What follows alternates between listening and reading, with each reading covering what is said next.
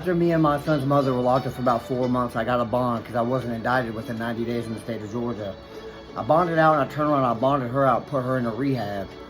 While she was in the rehab, I worked in Manassas, Virginia doing construction out of state while paying for her rehab in Athens, Georgia.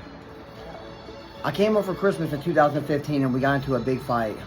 Me and her family weren't getting along and I wasn't to welcome around because she was in rehab, so we got into a big argument. I drove back to Manassas, Virginia. While I was in Manassas, Virginia, I went to the Hooters to drink because I was so frustrated.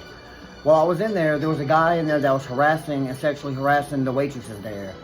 Immediately, I got upset and I started threatening the guy. The guy told me to come outside and I walked outside to follow him. As soon as he got to his car, he reached in down his car and pulled out a gun, and I kept going at him. He shot about 5 or 6 times. He missed all 5 or 6 times and shot up the whole front of the establishment. When the cops got there, he had taken off.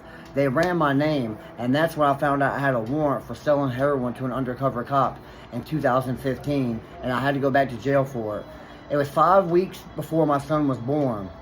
In 2016, I had to take a DNA test and get legitimized after she had my son.